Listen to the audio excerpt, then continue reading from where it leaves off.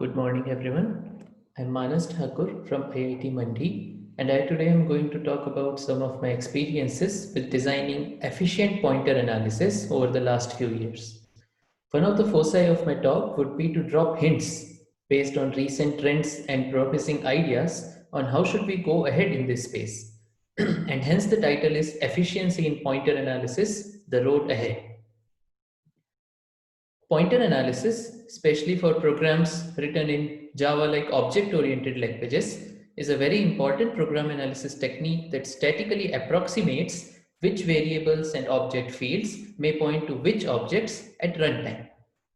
Pointer analysis has numerous applications ranging from alias analysis, escape analysis, call graph construction for interprocedural analysis, bug detection, and so on. Let us see an example.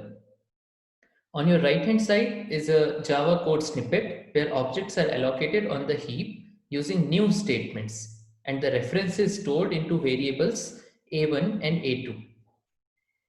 Say we represent objects with the line numbers at which they are allocated, then we can conclude that in this program, A1 may point to the object O1, A2 may point to either of O2 or O3, depending on the conditional, and A3 will point to O1 because of the assignment A3 equals A1.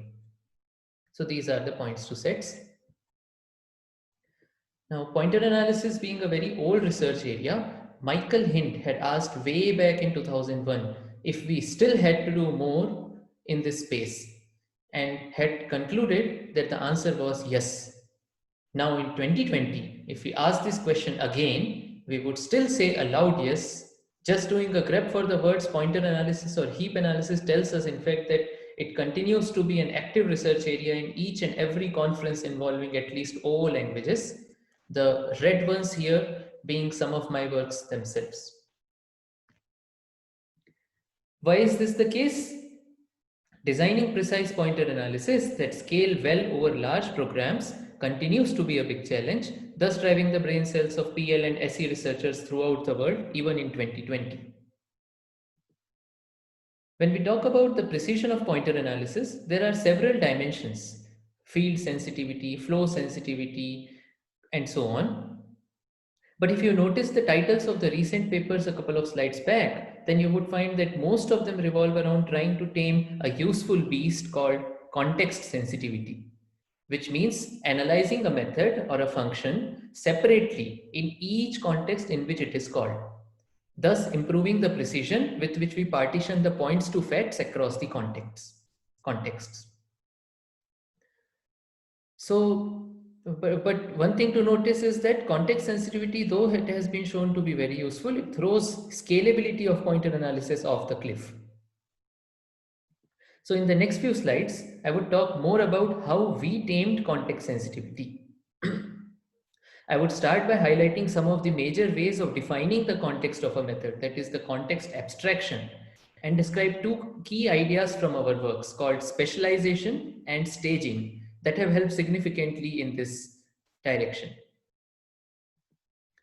When we talk about context abstractions, there are two broad ways of defining what constitutes a context abstraction. Those are called call side sensitivity or KCS because of a variable there called K. And the second one is object sensitivity. Now consider the program on your left hand side. The method bar here is called at two places or sites, lines 5 and 6. And hence under call side sensitivity, bar would be analyzed in two contexts.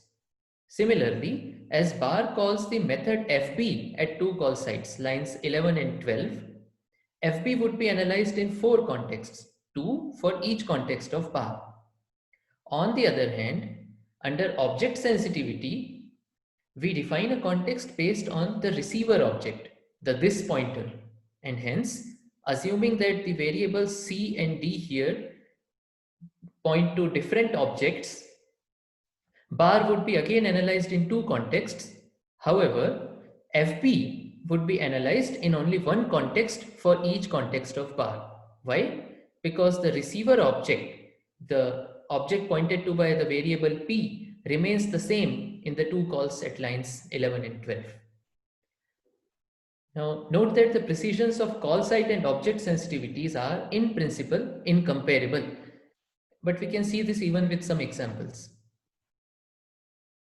Consider a new example on your left hand side now. Here, under call site sensitivity, we would analyze the method M1 twice because it's called at two different places, thus capturing the fact that P dot F equal to P at line 10 assigns the right hand side, that is P, to the field F of different objects O5 and O6. O5 pointed to by Y in the first call, O6 pointed to by Z in the second call. So it would be able to capture that this object pointed to by P is assigned to O5 and O6 in the two contexts respectively. Consequently, we would be able to precisely conclude that Y dot F and Z dot F after these two calls to M1 are different. That is, Y dot F and Z dot F do not alias, which is the precise information for this program. However, under object sensitivity, as the receiver in both the calls is the same object O4, X points to O4 in both the calls, we would assign O5 and O6 to the field F of both O5 and O6, and hence imprecisely conclude that Y dot F and Z dot F may alias. We will say that Y dot F and Z dot F both may point to O5, O6, which is imprecise. So here call site sensitivity wins, right? We can now construct another example where the reverse is true. Here, as the variable t, here the variable t may point to either O4 or O5 based on this condition. Because of this fact, an object sensitive analysis would analyze the method M2 in two contexts, one for the receiver O4 and another for the receiver O5, and hence precisely conclude that R.F and S.F will not alias at runtime. On the other hand, a call site sensitive analysis would include both O4 and O5 in the points to set of this pointer at this call to M2, thus leading to an imprecise information. So here object sensitivity wins. If you are confused, the list of possible context abstractions doesn't end so soon.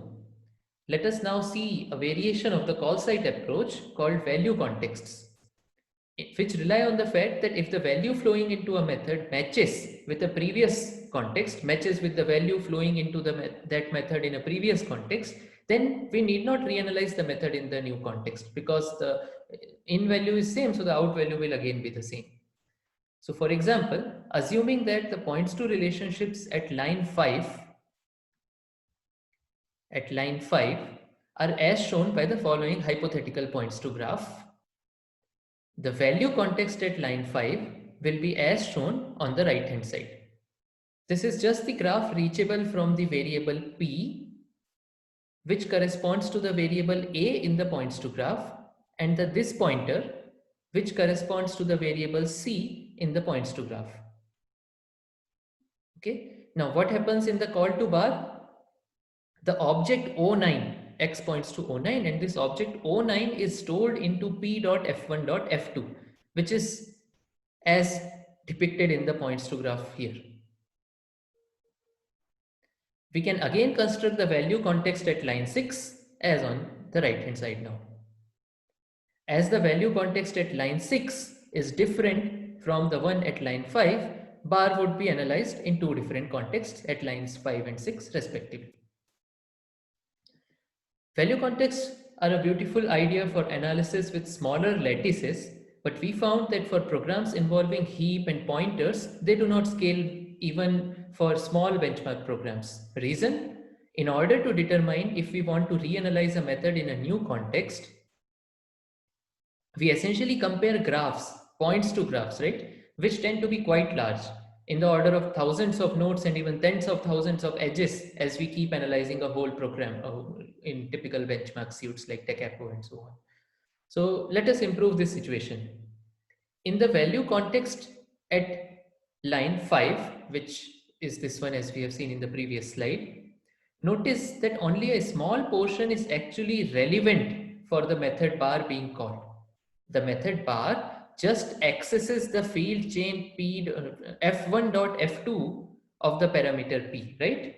And hence anything reachable from this pointer can simply be ignored. It doesn't touch it. I'm assuming that FB, okay, as we can see, the this pointer is not even passed to FB. So yeah, the this pointer is not even touched, right? So now we take this into consideration and form the novel notion of a relevant value context as shown on the right hand side. So the value context which is relevant for the method bar is only this, whatever is reachable from P. Okay. Similarly, at line 6, we can not only ignore the subgraph reachable from the this pointer, but also everything reachable beyond f1 dot f2. We can ignore all this om dot dot dot from the parameter p. Thus again giving us a small relevant value context on your right side. Now note the graphs to be compared. These two relevant value contexts are significantly smaller, both in breadth and depth. We don't stop at identifying relevance though. I would like to claim that generalization is not always good. But I would like to bring to your observation that we can improve this further if we specialize our relevant value context for given applications. Now, let us say the application under consideration is escape analysis, which classifies objects into two categories, those that escape say E and those that don't say D. D for does not escape, E for escape. Escape analysis again has several applications in an optimizing compiler. Now in languages like Java, an object escapes if it can be accessed outside the current scope, say by a thread other than the current thread. Now in this program, observe that the only thing that can make this object O9, sorry, this is line number 9. So the only thing in this program which can make this object escape, O9 escape, is if the object pointed to by p.f1 was already escaping, right? So it doesn't matter what the object pointed to by p.f1 is. It only matters if that object escaped or not. Was it a D or an E? With this observation, we can now project our relevant value context to the lattice of escape analysis.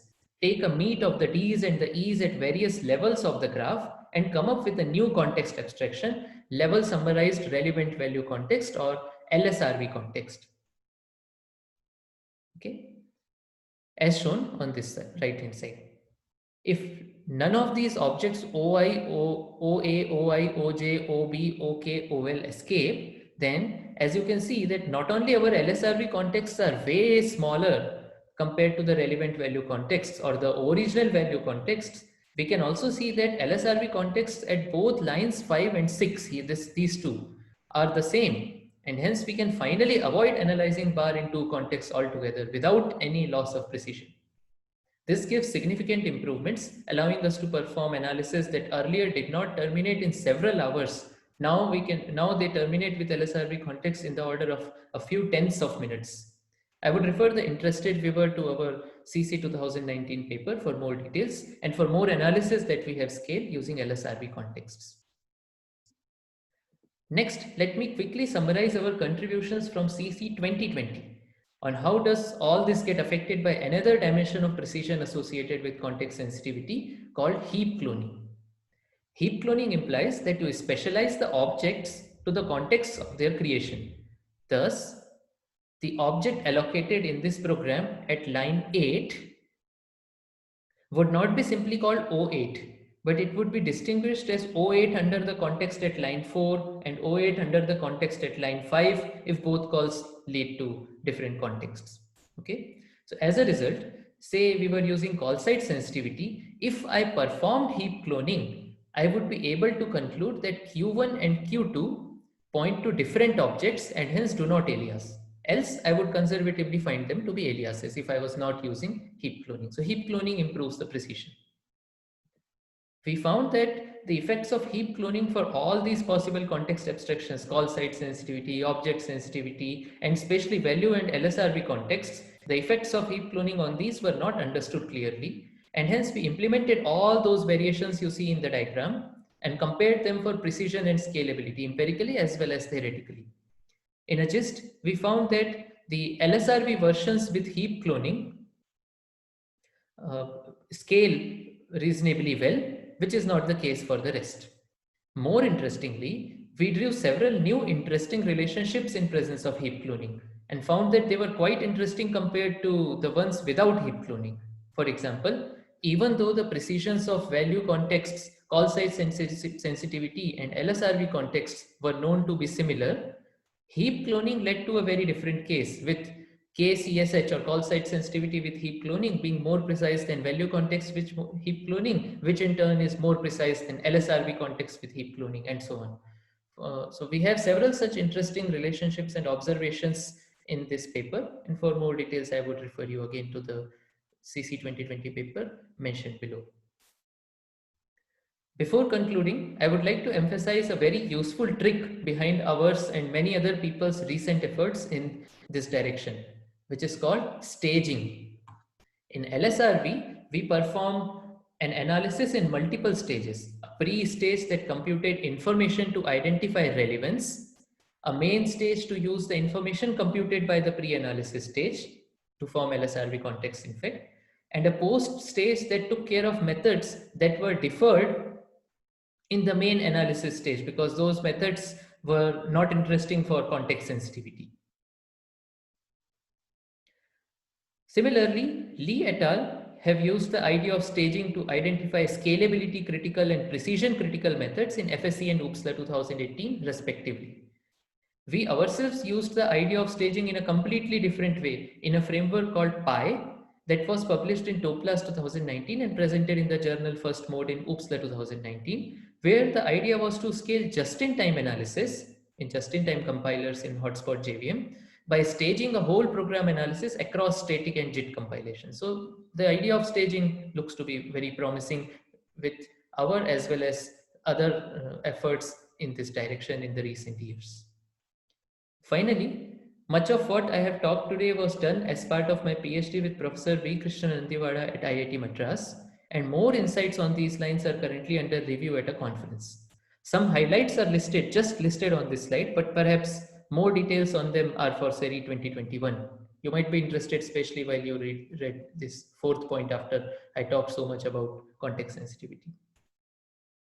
Anyway, I would like to conclude by saying that pointer analysis continues to be an active research area in 2020, and more work is required before we could bring recent advancements into production. Based on my experience, techniques like specialization and staging are promising ways to go ahead for our missions beyond 2020. Thank you.